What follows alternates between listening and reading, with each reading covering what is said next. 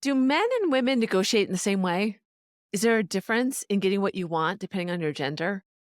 I'm going to unpack this a bit with my own experience and looking at the research that backs that up. So stay right where you are.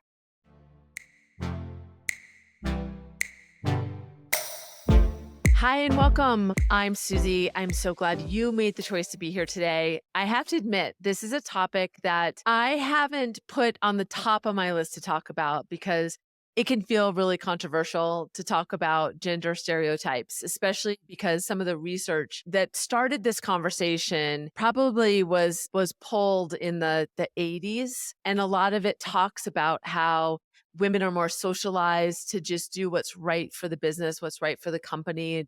And men are more likely to ask for more, ask for compensation for what they do. They looked at the way that girls and boys are socialized as they grow up, and they showed that, a girl is more likely to set the table and to be asked to do things that is good for the family. And so that the girl just would do those things. Where a boy is asked to do his normal chores and might be asked to mow the lawn or wash the car, as the research uses as an example.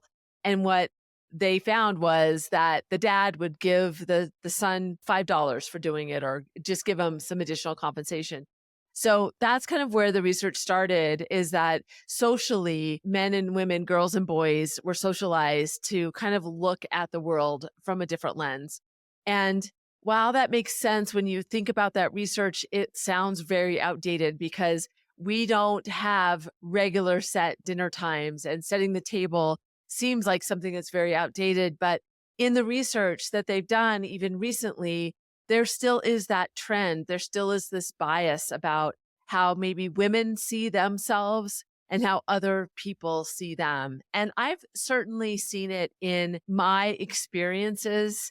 I can tell when I need to kind of turn it up or turn it down when I'm asking for something. I react very sensitively to the person on the other side of the table, and I'm much more in tune to the emotions that they're showing. Where I've seen my counterparts or somebody that's on my side that is male in the same conversation, kind of just moving through that and not spending a lot of time dwelling in it. Like, you can see that I'm more apprehensive and he will just move right through it and kind of avoid those nonverbals or those verbals, meaning like the tension in the voice or the apprehension that comes with some word choice.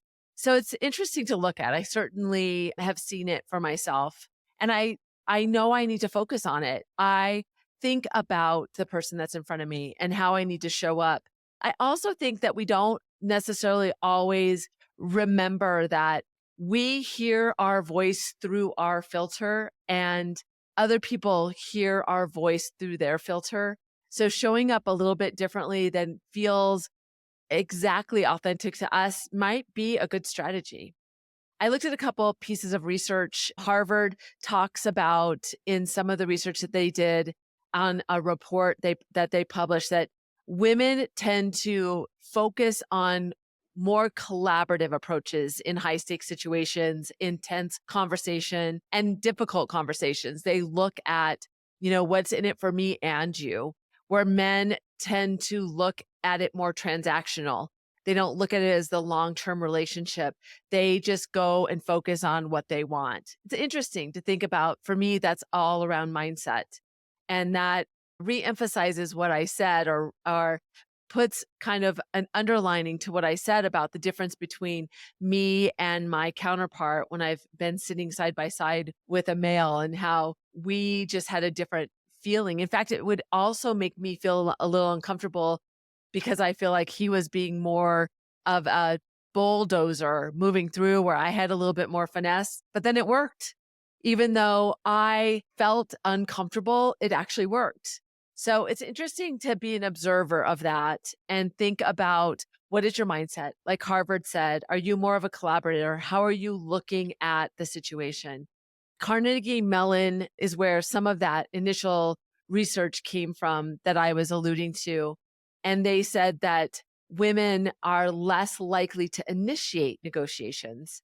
And I see that in the wild a lot as well. I have a lot of people who tell me, I have a little Susie like me on their shoulder. And so it gave them the courage to move forward. And what to me, when I hear people say that, in a way, I'm honored that I can be the light that gives them the courage to continue to move through. But at the same time, it's like, oh, I want people to find that for themselves. But to me, that means I didn't feel like I should move into it, but I knew I should do it. So women tend to want to give themselves a reason why. And it could be the relationship that makes them apprehensive. Maybe they don't like to surprise somebody or they don't want to sound too needy. I certainly get in my own way sometimes and allow my own voice in my head to say, why you? Why now? Why are you asking for so much? They're going to think that you're selfish. They're going to judge you. And even one of the stories that I've told about when my peer in my corporate role was given the office at the end of the corner, and I said, I want the office in the corner just out of principle. I remember thinking they were going to fire me. They're going to think I'm not grateful. So we can definitely get it in our own way as well. So it's something to consider. I will have some answers for you from my perspective for sure. But I want you to consider, is your gender getting in your way?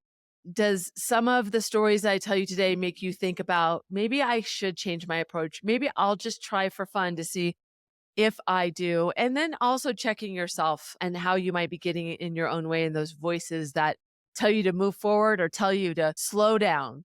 So stick with me. I'll tell you some relatable contextual stories and get you to start thinking about what you should consider stop doing. We'll be right back. It's me. Thought I'd tell you how excited I am about this collection of courses I have available. It's all around the concept of adopting a negotiator mindset. And the only way to do that is to really understand what it's like to be a negotiator so that you can practice it in your everyday. I'm excited about this project because it's going to allow people to do this on their own time and go through the course at their own pace. If you want to learn more, go to SusieTomanchuk.com. I'd love for you to check it out. When I think about gender, I will say that I've talked to hundreds of people who negotiate either for a living or just about the concept of negotiation. And I have found a lot of men that when I talk to about the research that they tend to put themselves in that stereotype of women. And I will also say that people just generally are more comfortable in different situations. And so what I find, and the research also says this too, that women are really great at negotiating for others or their team because it doesn't feel so self-focused. And so that makes sense because we all, we kind of know that we don't want to feel selfish or look selfish or feel like we're looking at only our own interests in mind. We're keeping our own interests in mind.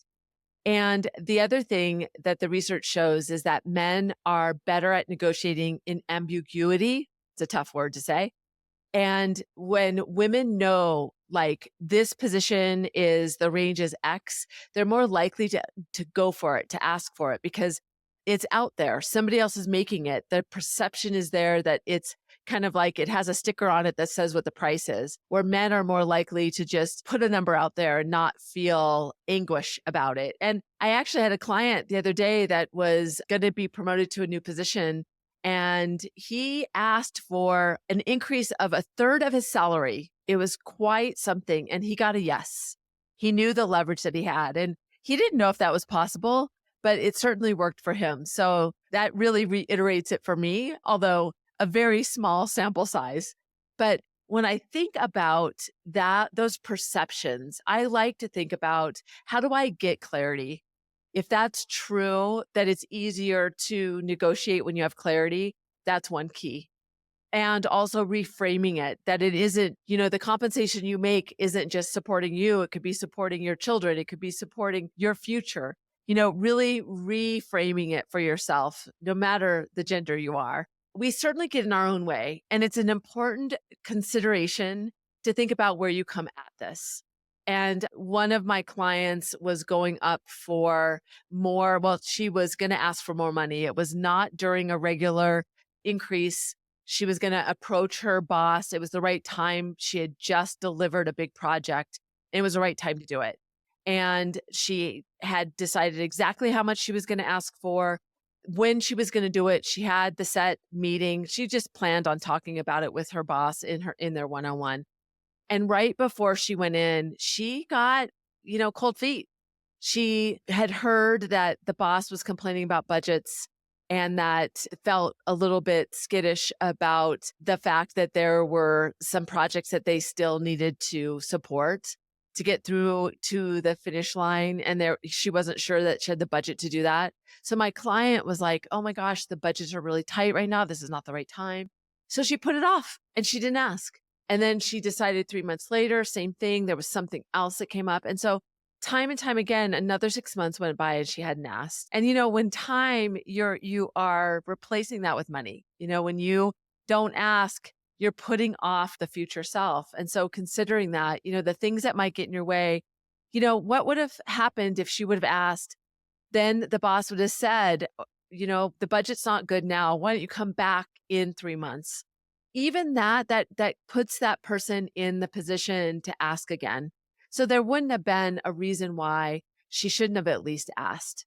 So that's one thing I want you to stop doing, is to stop getting in your own way. When you make a decision to move forward with something, make sure that you're careful, that you don't convince yourself that there's another factor that you didn't consider. And it's not like in your mind, it's you can just see that voice. And it's like this really scary voice that's trying to manipulate you. It's these really nice thoughts of, oh, don't bug them right now.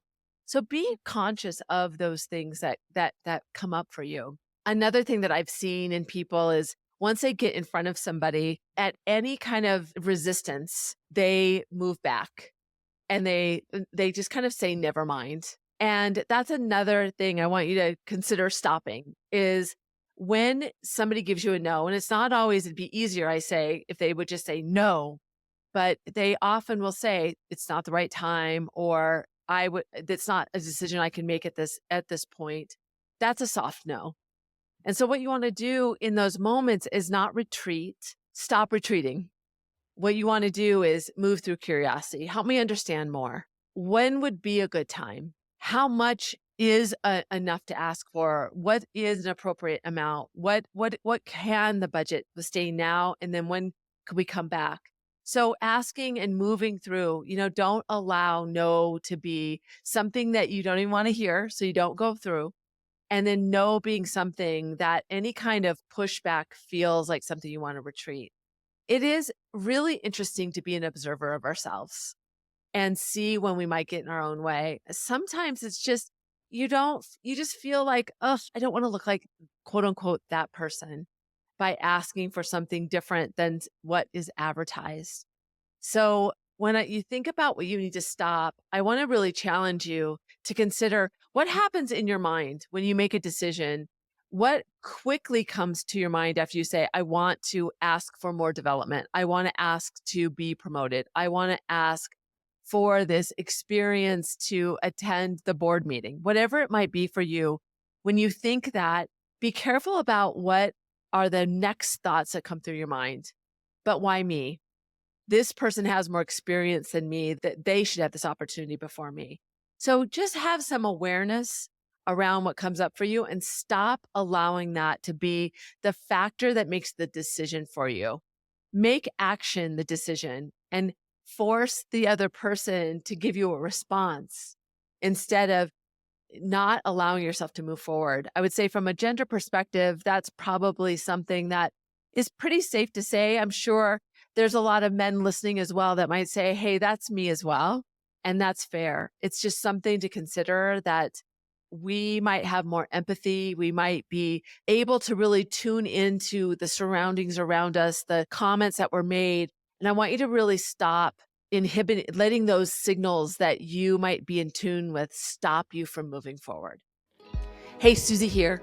Thought I'd pop in. I wanted to let you know I've been an executive coach for over a decade. I work with executives and they call me their silent partner because I help them increase their confidence when they're facing really difficult decisions. If you'd like to see if we're a good fit, head over to susietomandchuck.com and fill out an application. I'd love to hear from you.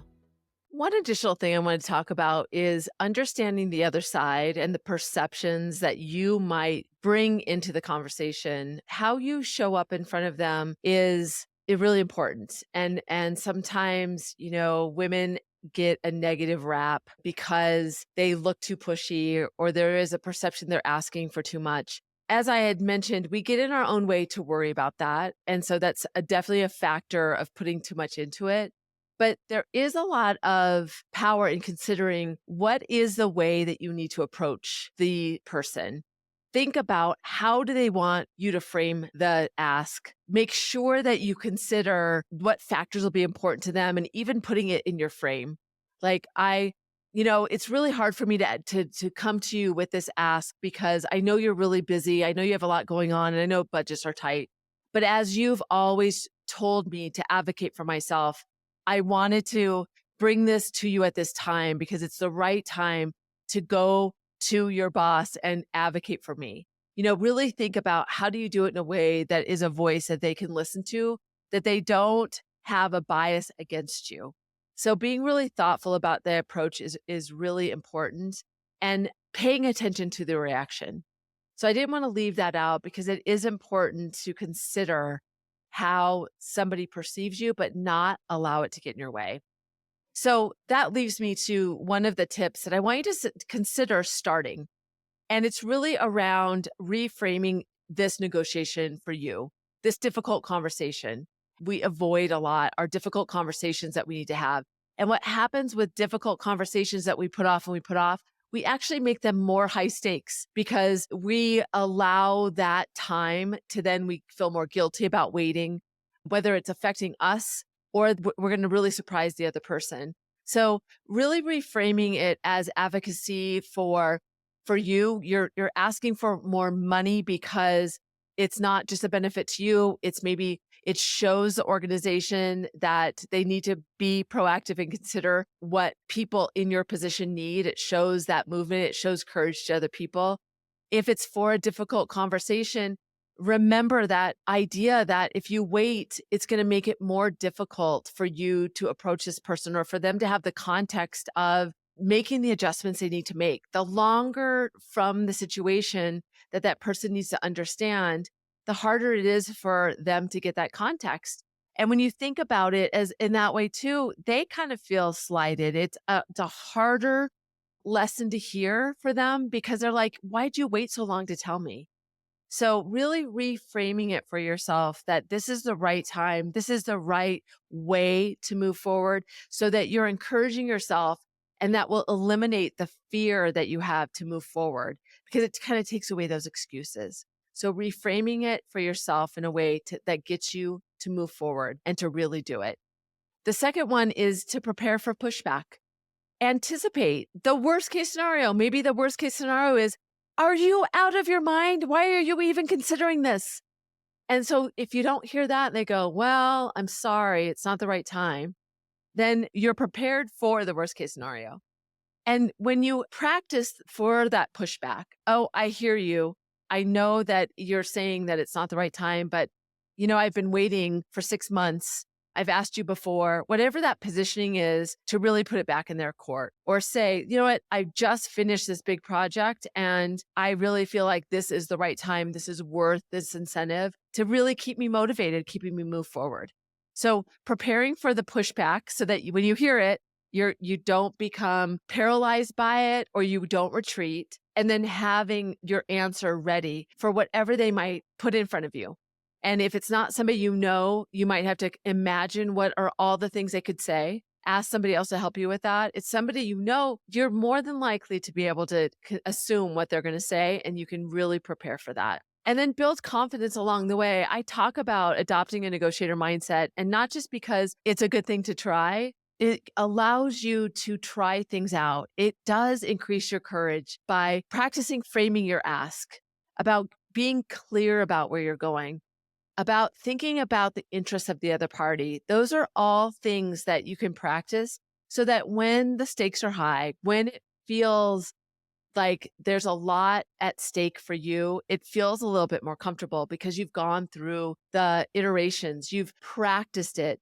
You feel a little bit more comfortable with it. And even being able to say to yourself, you know what, I'm a negotiator. I'm comfortable with negotiating. Even getting yourself to say that, even if it's an affirmation to yourself, and owning that, that can give you that courage to say, this isn't new to me. This is gonna feel really hard for me to move forward. I know I'm gonna have to frame it in the right way. I know I'm gonna feel apprehensive along the way, but I'm gonna make this commitment and I'm gonna stick to it. I'm gonna move forward. So think about reframing it for yourself in a way that you know that will encourage you to move forward. Prepare for pushback. Know that it's going to happen. Consider the worst thing they could possibly say so it's not surprising to you. And then practice doing this on a regular basis. Adopt a negotiator mindset. Try these things when they aren't high stakes. That way, you'll get more confident in moving forward and you'll start to see what really works for you and what really feels comfortable. So starting something, make a commitment to yourself on what you're going to do. We'll be right back. I'm going to give you a challenge before we go. Hi, Susie here. You know, one of the things that I love is I facilitate team conversations, whether it's talking about high stakes, how to advocate for one another. So if you're a leader and you want to bring your team together, you want to level them up, help them really bond together and increase their confidence as a whole, contact me. Go to SusieTomaczuk.com, tell me a little bit about your team, and I'll be in touch. The bottom line is there is differences in terms of gender in how we negotiate and even how it's perceived by the other side. It's absolutely true. So you want to be cognizant of that. You want to be true to you. You don't want it to get in your way, but you need to be aware of it and be an observer of the people around you that even in 3 months or in soon you're going to ask for more. Watch those people and see how you're going to frame it. Be an observer of what's happening around you, even as you practice some of these things to adopting a negotiator mindset. It's practicing those skills and watching how other people do it or what makes them say yes. Be an observer of that, even if it's something that somebody else asks that you observe. Watch that around you. It's an important aspect to do. And remember, we're all really different. The way we want to hear a request is based on our past experiences, some of those biases. Gender definitely looks at it differently. So check yourself. Are you somebody that just expects to work hard and things come back to you? If you're worthy and you don't tend to ask more. Just up your ask in whatever it is. Just challenge yourself to ask more. And remember, I take a lot of strength from knowing that men a lot of times look at it as transactional and they just have the courage to ask and they don't worry about what people think. I try to take that on sometimes so that I will have the courage to ask for something that I wouldn't normally do. So I think the lesson here is to just take a pulse on yourself, be an observer of what might get in your way. Remember those voices, those apprehensions aren't obvious. They're not holding a sign to say, here's the voice that's getting in your way. They can be very subtle and slow you down, and time it can be of the essence or making you really retreat quicker than you want to. So take that courage. Use Susie, the little Susie on your shoulder if you need to for the first couple times, but take courage to ask more. Think about the way the person on the other side wants to hear it. So I want to challenge you to add an ask, add 2 asks this week that you're going to do. And I'd love for you to go to negotiationlove.com. I'd love for you to join my newsletter, Adopting a Negotiator Mindset, where I talk about these concepts. I'm going to dig into this concept a little bit deeper. So don't miss out on that. Share with the closed network of people that benefit from these concepts that they can incorporate in their day-to-day. I'm so glad that you made the choice to be here today. If you think somebody needs to hear this, feel free to share it with somebody that you know and love. They'll appreciate that you were thinking of them and that you believe in investing them as well.